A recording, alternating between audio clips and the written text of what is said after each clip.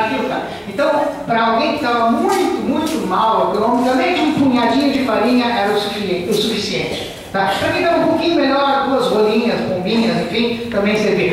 Quem pode um pouco mais, tá? Então isso aqui é o tipo de corban que servia de capará, de expiação no Beit HaMikdash. Agora, se alguém acordou o Shabbat de manhã, e ele sabe que é Shabbat, ele tem certeza, ele sabe que hoje é Shabbat, mas ele não está nem aí para o Shabbat, porque ele não quer saber, eu não gosto dessas coisas, eu não estou nem aí. Enfim, a pessoa é do contra, tá? Não adianta ele trazer nem 10 bois. Não resolve o problema dele. Tá? Ou seja, não é para isso que foram feitos os sacrifícios. Não é para esse tipo de problema. Se a pessoa fez um erro de propósito, fez um pecado, seja lá qual for o pecado, de forma proposital, ela tem que fazer chuva. Ponto. Ela tem que se arrepender, mudar de estilo de vida e ponto. Não é o boi que ela vai trazer que vai resolver o problema dela. Entende o que quer dizer? Então, sacrifícios de capará, de expiação, eram só em caso de falta de consciência. Porque a Avot diz pra gente que hoje em dia, a mesa da gente é a nossa capará, é a nossa expiação. Assim fala o Pirkei Avot. Tá? Shulchanó Shoadam Mechaper. Aí pergunta, a Gemara em Brachot fala isso. Aí pergunta-se como que a mesa da gente hoje em dia é capará. Fala, dependendo de como você se comporta à mesa. Se você come feito mente, feito gente, se você serve para visitas, você tem gente que talvez não tenha o que comer, você traz para a sua mesa. Se a tua mesa é um lugar que se faz mitzvot, aí então ela serve como capará, ela serve para expiação das coisas que talvez a gente faça por falta de consciência.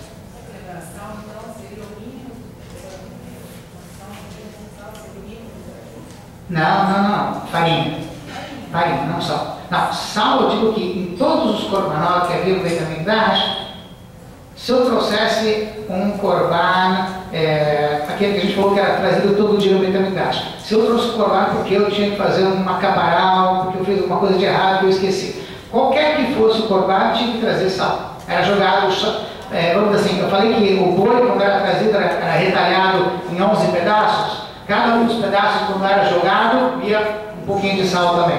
Era jogado no sentido que era colocado para queimar, aí então também colocava o sal junto. Sim. Tinha uma ordem. Quem é que colocava primeiro o korban? Tem. Não, se várias pessoas fizessem ao mesmo tempo. Tinha uma ordem. Sim.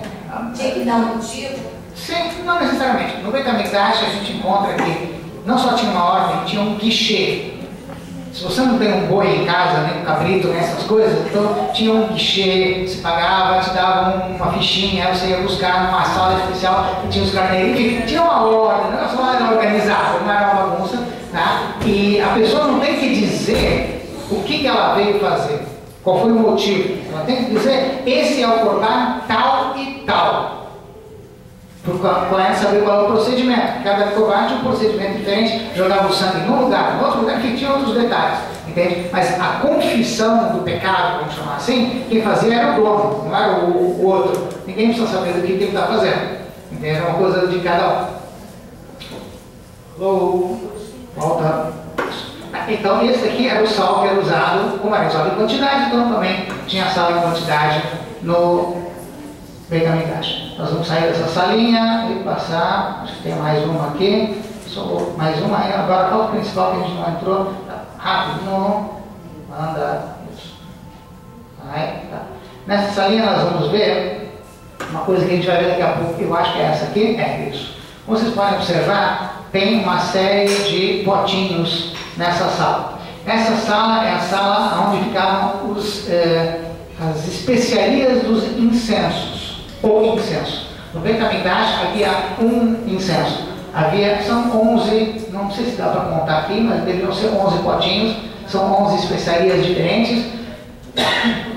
Tinha a canela, tinha mais algumas outras conhecidas, se não estou enganado, manjericão, azafrão, pimentinha, enfim, tinham várias especiarias que eram usadas. Essa combinação de 11 especiarias diferentes Havia dentro, na mesma sala onde havia a menorá, dentro da sala menorá também havia um misber, um altar menor que tinha talvez 1,5 metro de altura, uma coisa assim, onde se colocava o incenso, onde se fazia esse tipo de corbata. Um dos motivos, assim diz o Maimônides, que se fazia o incenso, é porque ele deixava um cheiro bom no Beit HaMikdash. O Zohar explica que o cheiro bom é no sentido de que ele elevava até as coisas negativas a Deus. Como assim? Das 11 espécies de especiarias, 10 têm um cheiro bom e a 11ª tem um cheiro horrível. E eram misturadas todas juntas e juntos davam um cheiro bom. Explicam no Zohar que a ideia é de que a gente junta com os bons até aqueles que são não tão bons, e juntos, quando está todo mundo junto, isso eleva tudo para Deus. Ou seja, a gente não tem que afastar aqueles que estão mal, a gente tem que agregá-los para que junto a gente possa elevar todo mundo para Deus. Essa basicamente seria a ideia. Deixa eu ver só se eu acho a porta certa. O quê? Isso é do lado de fora, no terceiro Beit HaMikdash. No segundo Beit HaMikdash era mais dentro. Deixa eu só... Desculpa. Eu só vou entrar para onde interessa. Eu estou passeando aqui.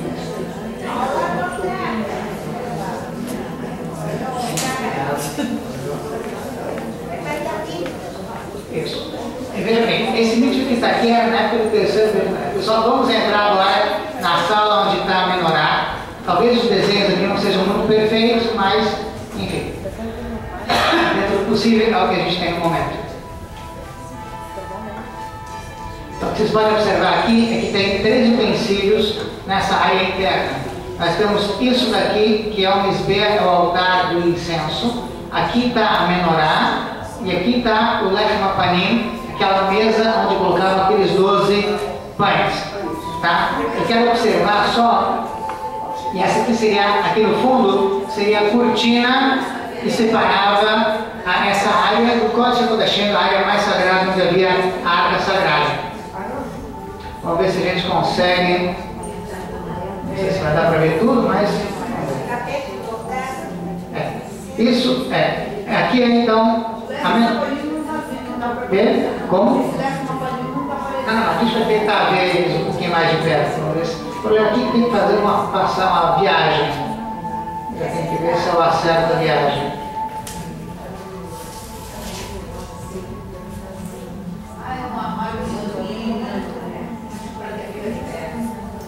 Essa é a porta de entrada?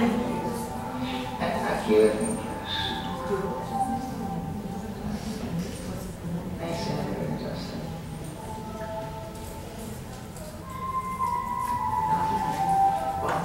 Vamos ver. Se eu conseguir acertar pelo menos, porque às vezes ele fica meio dando volta. Pessoal, vamos ver a menorá, que pelo menos estou conseguindo chegar.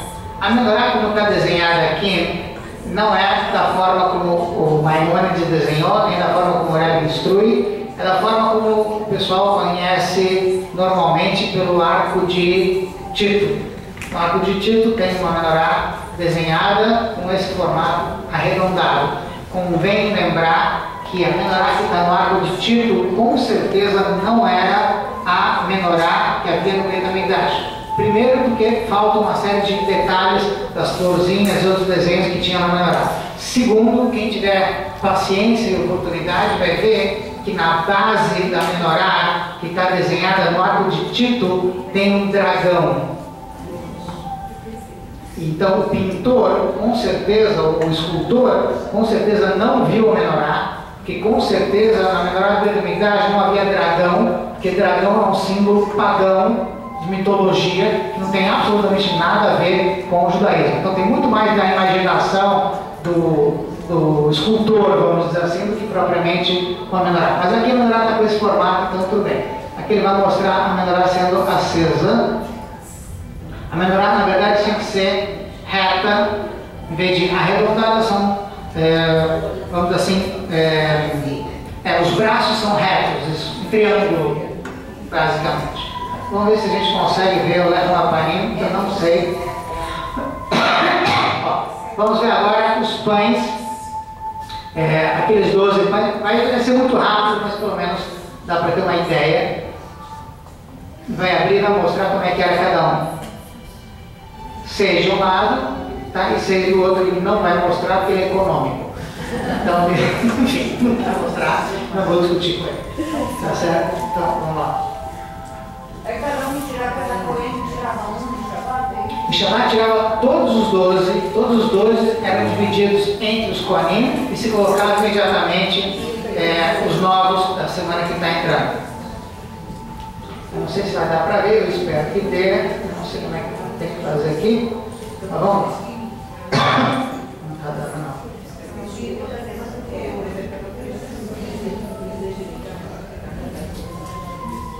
Desculpem só as voltas aqui. Eu vou tentar mostrar o incenso, porque tem que achar o ângulo certo. E aqui nem sempre te dá o ângulo certo. Vocês podem ver, ele está sempre usando a lei. Então, tem que achar a volta certa que tem que fazer.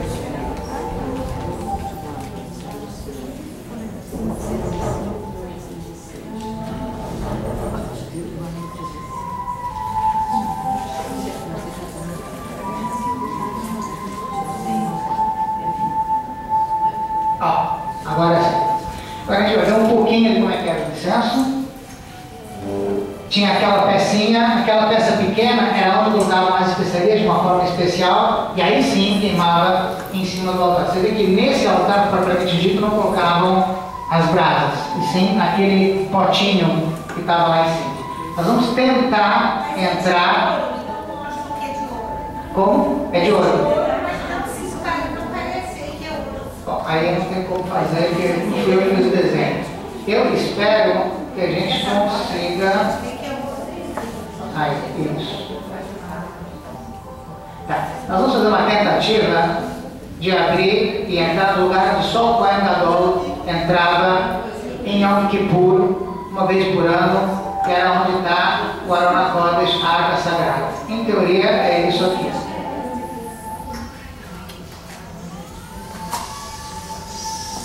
Os efeitos cinematográficos não necessariamente aconteciam no Beit HaMikdash.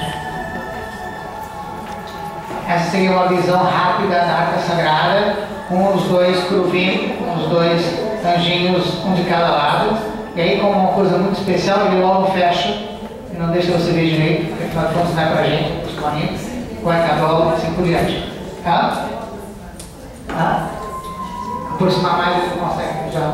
Quer dizer, é o jeito que foi feito. Veja bem, eu vou terminar só com. Tá? Já consegui. Você estava notando talvez. Foi muito rápido. Bom, deixa eu só tentar terminar com o seguinte. É óbvio que isso daqui é apenas uma visão parcial, não dá para a gente ver tudo. A gente está vendo só um pouquinho do Beit HaMikdash, falta ainda muita coisa.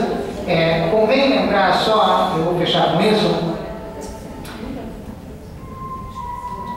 Acredito que o pessoal aqui lembra, chegou inclusive no ano passado, chegaram a mostrar de novo. Tem um filme chamado Os Caçadores da Arca Perdida. Tá certo? Tá. Então, deixa eu explicar. A arca não está perdida. Tá? Explico. Existe toda uma discussão de depois que foi destruído o primeiro Beit HaMikdash, sumiu a Arca Sagrada, sumiu, e na época do segundo Beit HaMikdash não havia uma Arca Sagrada, havia uma área, a cortina estava lá, mas atrás não tinha nada, tinha uma pedra grande, que é chamada de Ashkiah, a primeira coisa que Deus criou quando criou o mundo, mas além daquela pedra não tinha o Aron HaKodesh, não tinha a Arca Sagrada. Isso, ficava no Kodesh Kodashim, tá? Hoje em dia, o que nós temos? Hoje em dia nós temos o Kotel, para quem foi para Yerushalayim, tem o Kotel, que é o Muro das Lamentações, que na verdade é o muro ocidental, o Kotel Maravi, ficava do lado de fora do Beit HaMikdash, na muralha externa, tá? Atrás do Kotel, para dentro, vamos dizer assim, aí sim ficava o Kodesh HaKodashim, ficava o lugar mais sagrado que é onde estava o Aron HaKodesh.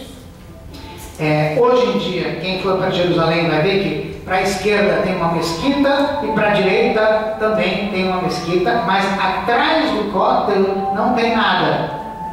É uma área vazia, tem árvores, enfim, mas não tem nada construído. Curiosamente, os árabes construíram uma mesquita à esquerda, para quem está em frente ao Kotel, à esquerda tem uma mesquita grande, não sei o quê, que eles dizem, os árabes dizem que construíram essa mesquita no lugar onde estava o Beit HaMikdash. Os árabes dizem isso, eles construíram essa mesquita mais de 600 anos depois do Beit HaMikdash foi destruído. Eles com certeza não sabiam aonde ficava o Beit HaMikdash, e não vou entrar agora na discussão se está certo ou está errado, porque isso é besteira. A verdade é que eles construíram a mesquita lá para não deixar a gente construir o Beit HaMikdash. Entendam? Ou seja, os árabes já lá atrás, no ano 600, 700, na era comum, há mais de 1000 anos, 1200 anos, que seja, os árabes já construíram uma coisa em cima do que eles achavam que era o nosso templo, para não deixar a gente construir o nosso templo. A única coisa é que eles não sabem onde é o Beit HaMikdash. O Beit HaMikdash tem muito mais possibilidade de ser atrás do Kotel do que necessariamente onde estão as mesquitas. No Tanakh, para quem pegar o livro de Divrei Hayamim, Crônicas, vai encontrar que 40 anos antes da destruição do primeiro Beit HaMikdash, do Templo de Salomão, 40 anos antes da destruição, foi feita uma profecia e foi dito aos Kohanim, o rei Yoshiao disse para os Kohanim, por favor, peguem o Aron HaKodesh, a Arca Sagrada, e coloquem nos túneis, nos labirintos que construiu o rei Salomão. Então vamos lá, se a gente pegar o Tanakh e a gente encontrar a descrição da construção do primeiro templo do rei Salomão, é escrito que o rei Salomão construiu um monte de túneis, labirintos subterrâneos debaixo do Beit HaMikdash. Hoje em dia, quem vai para Jerusalém, quem vai para o Kotel, sabe que tem aqueles passeios que eles fazem pelos túneis. Tá? Isso é uma parte pequena dos inúmeros túneis e labirintos que tinham desde a época do primeiro templo lá embaixo. 40 anos antes da destruição do primeiro Beit HaMikdash, os Kohanim foram instruídos a pegar a Arca Sagrada, tirar da onde ela estava e esconder nesses labirintos que ficam embaixo da área onde estava o Beit HaMikdash. 40 anos antes da destruição do primeiro. Isso. Exatamente. Então, o que quer dizer? No finalzinho da época do primeiro templo, já o Aron HaKodesh não estava visível. Quando o rei da Babilônia, Nabucodonosor, Nebuchadnezzar, veio e destruiu o primeiro Beit HaMikdash, já não tinha Aron HaKodesh. Ele já não viu a Arca Sagrada ali, porque ela já tinha sido providencialmente escondida para que ninguém levasse a Arca Sagrada. Quando foi construído o segundo Beit HaMikdash, eles sabiam que a Arca estava lá. Por isso que o local atrás do Muro das Lamentações, se vocês observarem, tem um monte de placas dizendo, por favor, não entrar, não pode entrar ninguém aqui, é proibido. Por quê? Porque como o Aron HaKodesh ainda se encontra lá no subterrâneo, toda aquela área em cima é uma área sagrada, não é qualquer um que pode entrar lá, não é a qualquer momento, não é assim que se faz, então por isso a gente evita de entrar naquela área atrás do Kotel, porque lá estaria o Aron HaKodesh no subterrâneo. Como é que eu vou pisar no chão onde está o Aron HaKodesh? Então a área sagrada se encontra ainda ali, por isso que a gente diz que aquela área toda ainda é sagrada hoje em dia, que é a Arca Sagrada, quando o Mashiach chegar, vai ser tirada lá de baixo e colocada lá em cima. Quem não tiver o que fazer mesmo, tiver com insônia, qualquer coisa assim, então entra num site chamado vendilljones.org, eu acho, ou .com, tá? Vendilljones, VENDYL Jones, tá? Que é na verdade um inspirador do Indiana Jones. O Indiana Jones é um arqueólogo que está em busca da Arca Sagrada. Esse arqueólogo existe. O nome dele é Vendyl Jones, é um goi. A filha dele se converteu, ele mora em Jerusalém, tem filhinhos lindos, enfim, tá? E ele é um boy que cumpre as 7 mitzvot universais, e ele é um arqueólogo que já há anos está em busca da Arca Sagrada. Só que ele não sai de Israel, ele passa praticamente meio ano vivendo em Israel, e a outra metade do ano ele passa no Mississippi, na fazenda dele, onde ele está criando vacas vermelhas, porque ele quer que seja a vaca vermelha dele que seja usada no terceiro vitamidade. Então ele soube na Pará, tem uma história que foi um boy da uma Benetina, foi graças a um boy que comprou uma das vacas vermelhas que foram usadas na purificação, enfim, na época da eternidade. Então ele resolveu que ele também ia fazer isso, e ele é que inspirou o filme. Ele pediu para que o pessoal da produção do filme levasse a arca para a Etiópia, para qualquer fim do mundo, para que não atrapalhassem ele, enquanto ele estivesse fazendo as pesquisas dele em Jerusalém, no deserto de Judá, nos lugares que ele está procurando. Que a gente possa falar do terceiro vitalidade, do machismo, imediatamente. Amém.